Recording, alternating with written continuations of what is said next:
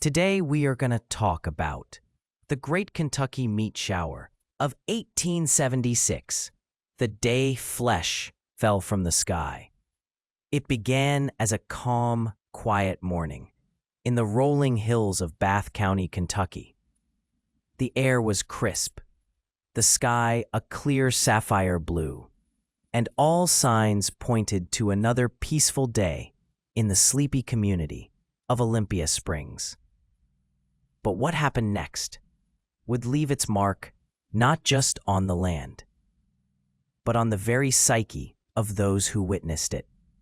At precisely midday on March 3rd, 1876, the heavens opened, not with rain, nor snow, nor even hail, but with meat. Yes, meat.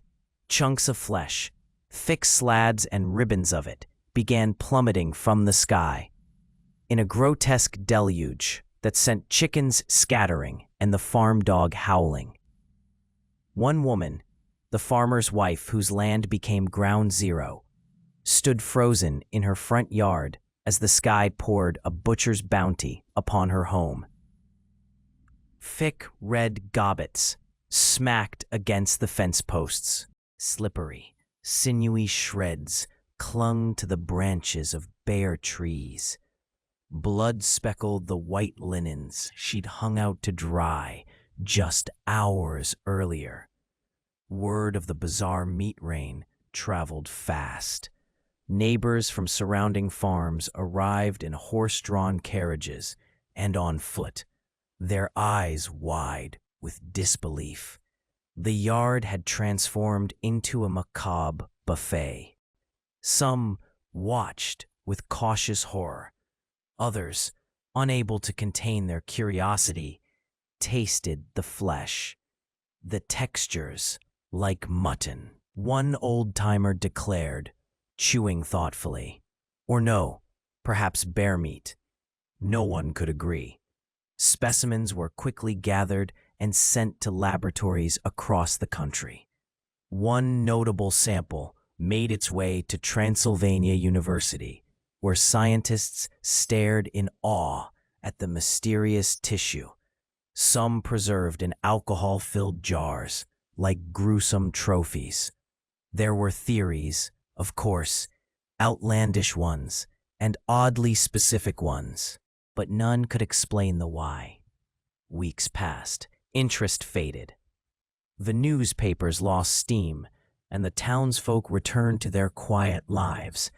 But then, buried in dusty journals and overlooked scientific notes, an eerie theory began to gain traction. Vultures, the majestic scavengers of the skies, graceful, silent, and always circling. But what if, just what if, on that very day, a kettle of vultures had been feasting on some large, rotting carcass nearby? What if they gorged themselves beyond reason, filling their bellies with so much meat they could scarcely lift off? And what if something had startled them? A rifle crack? A sudden movement? In a split second, instinct would have taken over. The birds would rise as one, flapping furiously to escape. But vultures, when heavy with the decaying flesh of dead animals, have a horrifying defense mechanism: projectile regurgitation, which means vomit. In a sickening ballet of survival, they may have purged themselves mid-air, ejecting the putrid remains of their last feast in a rain of gore over Olympia Springs. The sheer volume could be explained if a whole flock had participated, their stomachs bursting with half-digested flesh. The sky had not rained meat that day. It had rained vomit from the bellies of the birds of death. This explanation was plausible, chilling, revolting, and yet no one could prove it. To this day, the Kentucky Meat Shower remains one of history's most surreal and grisly weather events. Whether it was a scientific anomaly, a vulture-induced horror, or something even more inexplicable. One thing is certain. For a brief moment in 1876, the people of Kentucky looked to the sky and saw flesh raining. Here's one more truly bizarre story from history. The Phantom Barber of Pascagoula, a true midnight mystery. In the dark early hours of June 5th, 1942, the coastal city of Pascagoula, Mississippi, was wide awake with war work.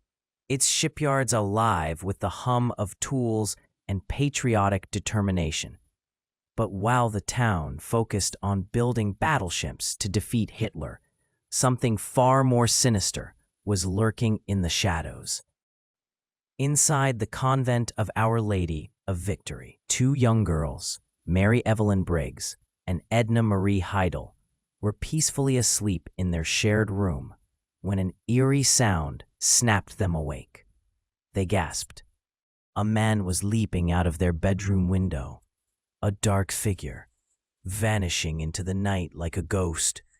When the girls scrambled to turn on the light, they were shaken to find themselves unharmed. But something was wrong.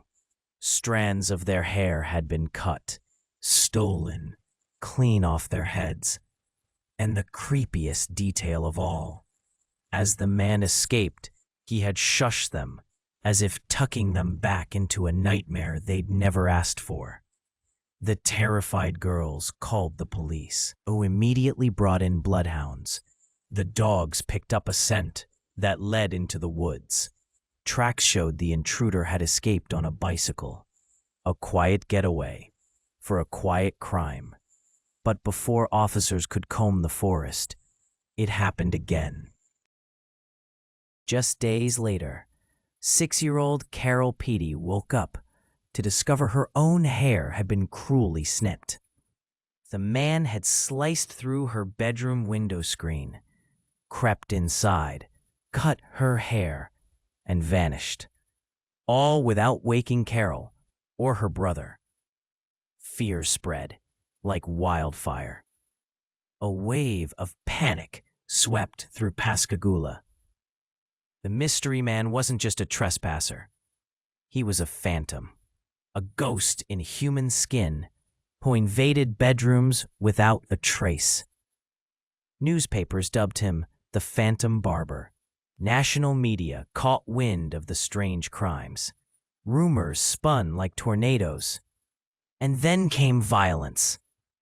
On June 13, a respected couple, Terrell Heidelberg and his wife, were brutally attacked in bed. Terrell was struck in the face with a lead pipe, teeth knocked out in a flash of pain and confusion. The intruder disappeared before anyone could catch a glimpse. Was this still the Phantom Barber? Or something darker? Then it happened. Again.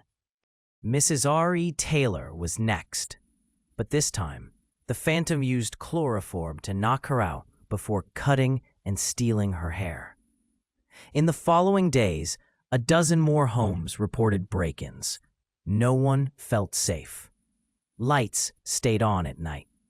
Parents slept with shotguns by their beds. Even with German U-boats patrolling the nearby coast, the military allowed residents to light up their homes, not for protection from foreign enemies, but from someone already inside the walls of Pascagoula. Chief of Police A.W. Ezel issued a chilling warning. Every man in town is armed. I advise strangers to proceed with caution. Then, a suspect emerged. A German-born chemist named William Dolan, known to have sympathies for the enemy, became a lightning rod of suspicion. Tensions soared. He had argued recently with Mr. Heidelberg. Could this be revenge? Police searched Dolan's home and found locks of hair near his window. Chief Ezel didn't wait. Dolan was arrested for attempted murder. And just like that, the break-ins stopped. Was it really him? Some believed justice had been served. Others whispered that Dolan had been framed, perhaps by Heidelberg himself. The truth was murky. Dolan was never convicted for the hair thefts, but he was found guilty of the assault and sentenced to 10 years in prison. In 1951, Mississippi's governor took another look at the case. Finding it questionable, he granted Dolan an early release. To this day, the Phantom Barber of Pascagoula remains a mystery. Was Dolan the real monster in the night, or just a scapegoat in a town paralyzed by fear? One thing is certain. In the summer of 1942, hair wasn't the only thing stolen from Pascagoula. Innocence was, too.